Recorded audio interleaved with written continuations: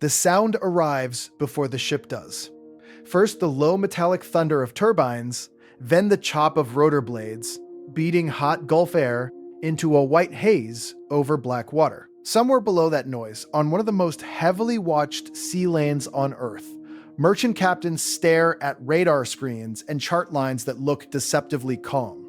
But the Strait of Hormuz is not calm. It is the throat of the global energy system, a place where a single burst of gunfire, a single boarding party, a single misread maneuver can ripple across oil markets, alliance politics, and naval war plans in a matter of hours. In 2022, roughly 21 million barrels of oil per day moved through this corridor, along with around 1/5 of global LNG trade. That is why every silhouette on the horizon matters here, and why the arrival of an amphibious force is never just a deployment.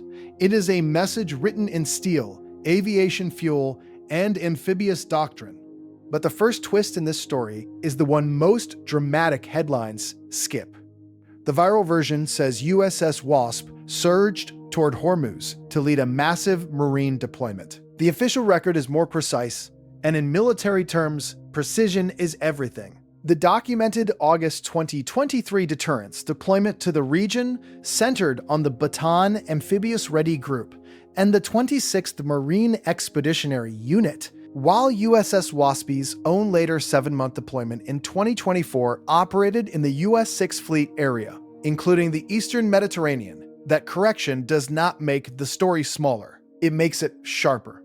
Because whether the hull number is LHD, 1 or LHD, 5, what matters is the logic of the platform. A Wasp-class big-deck amphibious assault ship carrying a self-contained marine crisis response force to a maritime choke point where the line between deterrence and escalation is measured in minutes. To understand why that matters, you have to see the ship not as a vessel, but as a system. A Wasp-class amphibious assault ship stretches 844 feet long, carries a beam of 106 feet, displaces more than 40,000 tons at full load, and pushes through the sea at over 20 knots. It can embark 1687 troops with room for surge capacity beyond that while operating as a floating airfield, command post, hospital, maintenance node, and launch pad for ship-to-shore assault. Its deck can host a mix of rotary wing aircraft and attack aviation.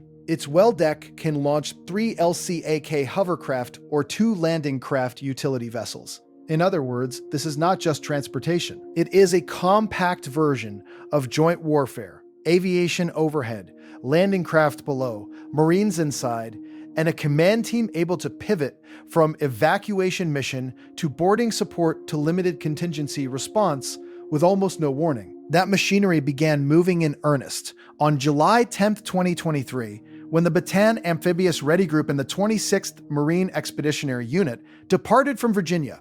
USS Bataan sailed from Norfolk, USS Mesa Verde from the same region, and USS Carter Hall from Joint Expeditionary Base Little Creek Fort Story, carrying nearly 4,000 sailors and Marines tied into one of the most flexible formations in the American order of battle. The 26th MEU was not just a collection of infantry, it was a Marine Air-Ground Task Force with a command element, an aviation combat element built around tiltrotor and helicopter mobility. A ground combat element capable of seizing terrain or reinforcing embassies, and a logistics combat element designed to sustain operations once the shooting or the chaos started. This is what the Marine Corps means by special operations capable. In the older ARG/MEL sense, not secret warfare, but speed, integration, and the ability to appear offshore with options a regional commander did not have the day before. And those options were needed because the Gulf had already entered a dangerous rhythm of pressure and response. In April 2023, Iran seized the Marshall Islands-flagged Tanker Advantage Suite in the Gulf of Oman.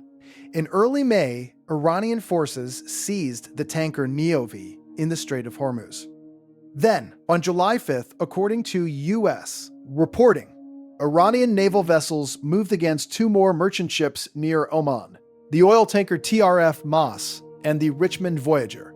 In the latter case, the Iranian vessel reportedly closed to within a mile and fired small arms and crew-served weapons before withdrawing when USS McFall arrived. By August, Pentagon officials were describing a pattern that had reached roughly 20 merchant vessels attacked or seized by Iran since 2021. That is how maritime coercion works in the gray zone. It is not the fleet action. It is repetition, harassment, ambiguity, and the constant gamble that no one will escalate over just one ship.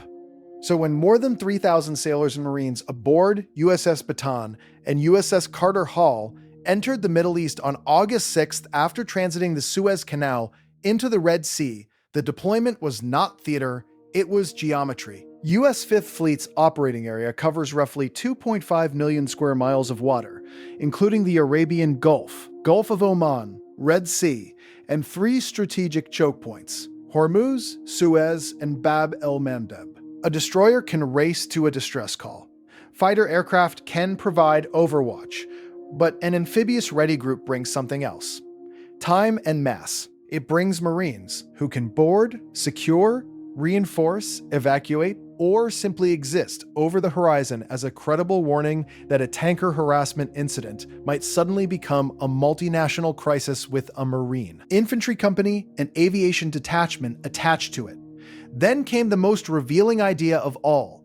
The Pentagon considered putting armed sailors and Marines aboard commercial ships transiting dangerous stretches of the Strait. That was an extraordinary signal because it showed how seriously Washington was taking the possibility that Iran's campaign of harassment might outrun traditional escort patterns. This was not the 1980s tanker war replayed cleanly and neatly. This was a 21st century version shaped by drones, fast attack craft, legal ambiguity, satellite surveillance, and instant escalation on social media. The United States had already moved additional F-35s, F-16s, A-10, and a destroyer into the region to widen surveillance and response options. Now the conversation was shifting toward armed presence on merchant hulls themselves, a sign that the mission had crossed from show, the flag, deterrence, into close contact protection planning. In naval strategy, that is the moment when presence becomes personal.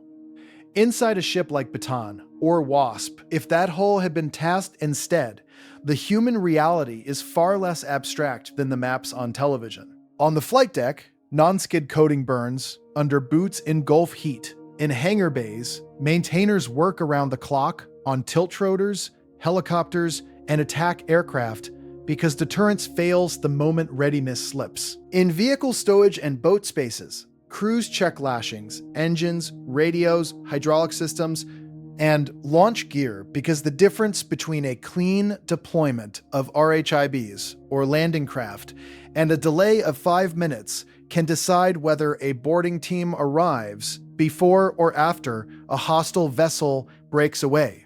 Down below, Marines sleep in stacked berthing and wake into a cycle of drills, weapons maintenance, intelligence briefs, and rumors from the bridge. They are not there to admire strategy. They are there because someone in Washington, Bahrain, or Tampa might decide in the next hour that steel boots need to move from a gray hull to a civilian deck under armed watch, and every technical choice on board carries strategic consequences. Amphibious ships are compromises by design. They are large enough to project force, but not armored like battleships. They are aviation capable, but not fleet carriers. They are packed with Marines, fuel, munitions, and command systems, which makes them valuable and vulnerable at the same time. Sending one into a region saturated with anti-ship missiles, drones, fast boats, and coastal surveillance is not casual. It is a calculated wager that the flexibility of the platform outweighs the risk of placing such a high-value asset inside an adversary's threat envelope.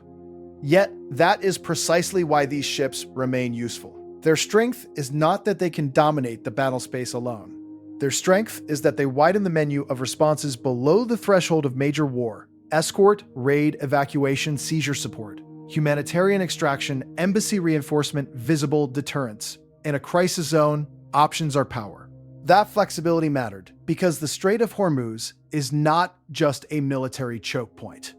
It is a geopolitical pressure valve. The waterway links the Persian Gulf to the Gulf of Oman and Arabian Sea, and when shipping there is threatened, the shock travels far beyond the Gulf monarchies or Iran. EAA data shows Hormuz accounted for more than 1/4 of total global seaborne traded oil in 2022 and about 21% of global petroleum liquids consumption. Around 82% of the crude and condensate moving through it went to Asian markets, especially China, India, Japan, and South Korea. Yes, there are bypass pipelines in Saudi Arabia and the UAE, but EIA estimated only about 3.5 million barrels per day of effective unused capacity to circumvent the strait in a disruption scenario. That means the world economy does not merely watch Hormuz. It leans on it.